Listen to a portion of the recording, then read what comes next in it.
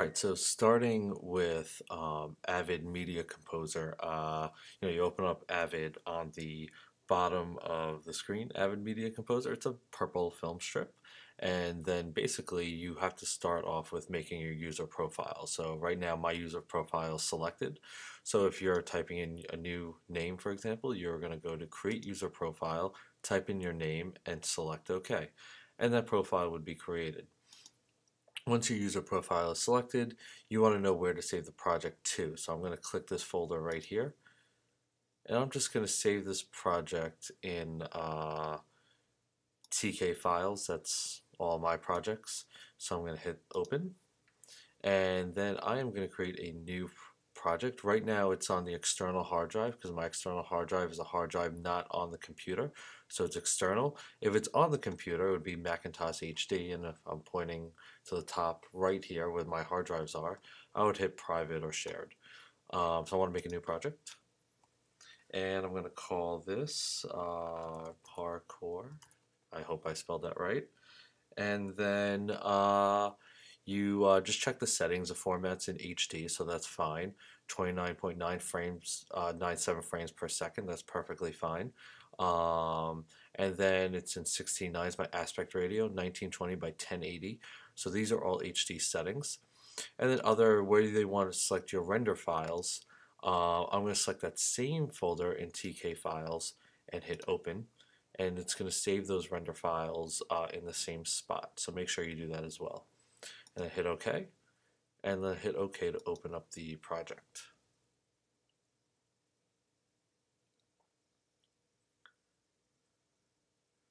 And the project is open. And I have some things open here. I'm just going to close some things out because some stuff is open from previously using Avid Media Composer. So I'm just going to close them. And this is where we start here. We have our tool palettes opened. Well, let's go through the windows first. We have our project window, which is right here. This is in the gray where I'm making the circle with my cursor, and Parkour bin, which is when you open Avid, you automatically get one bin open. So that's where my first spot where my footage is going to be. Then is my source monitor, which is the monitor to the left here. You have a dual monitor screen, so this is my source, and the screen to the right is record. So the screen to the left is source, the screen to the right is record. And then on the bottom is my timeline. That's my sequence, so I'm going to put my movie together. And then once you're on the timeline, you're going to get a blue bar where you know where you're placing your clips, and that's called the indicator. So how do we get footage into Avid? So I need to have a bin open, which I do, and I need to import footage into that bin. So import is one way to do it, but there's a quicker way to do it on Avid, especially if you have a lot of footage, because Avid can only keep a certain amount of footage in a project. So I'm going to go to AMA link right underneath it. And then I'm going to look for my footage. Right here, there's my parkour footage right here. And then I want to go to media. And I have two folders I want to bring in. I'm just going to bring in one of the folders for now, just for argument's sake. So I'm going to bring in this folder called R016D. And I'm going to select that folder. And then under files of type, it says QuickTime folder. That's what I want. So if you're in another setting, make sure you change it to QuickTime folder and hit open. And that bin is going to load with all of the footage in a second, and there it is. So there it is. I have all my clips in here, and if I double click it, you want to double click on a film strip, because if I double click on the text, that means I'm going to change the name of that clip, which is what I can do. If I want to see it, I got to double click on that film strip, and I know it's a link because not only does it show the film strip, but it shows the chain too. So if I double click on that clip and I hit the play button right in the middle here, there it is playing for me, and I can see the footage. Great. So let's go with some of the basic buttons now that I've loaded it in the same clip. I'll work with the same clip in my source monitor here. The letter I or the letter E is my in point, and the letter O or the letter R is my out point. All right, I want to take the clip from where I made the in point and where I made the out point.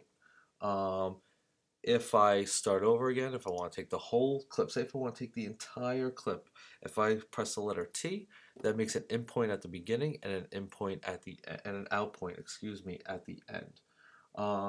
You can make, um, you know, you can change these if I hit O here. I mean, you could just click anywhere and you can make changes pressing I and O or E and R. If I hold the Alt button, a hand is going to appear and it actually will drag my in point to where I want to make it. And the same thing goes with the out point. If I hold Alt and hover my mouse over it, I can make the out point wherever I want it to go. How do I clear an in point and out point? The letter D clears an in point. A letter F clears an out point. All right, so let's make an in point and out point again by pressing the letter T. That marks an entire clip. If I hit the and say if my blue, my indicator here, is in the middle between the I and the O, and I hit the letter Q, that goes to the in point, and the letter W goes to the out point. All right, so that's just your basic in and out point buttons that we've gone over in the handout in class. If you press the letter J, it's actually going to play the video in reverse. If I hit spacebar or the letter K, it'll actually pause the video, which I just did. And if I hit the letter L, it's going to play the video and go forward. Again, spacebar will be, when I get to a certain point, will be my pause, or it will be the letter K.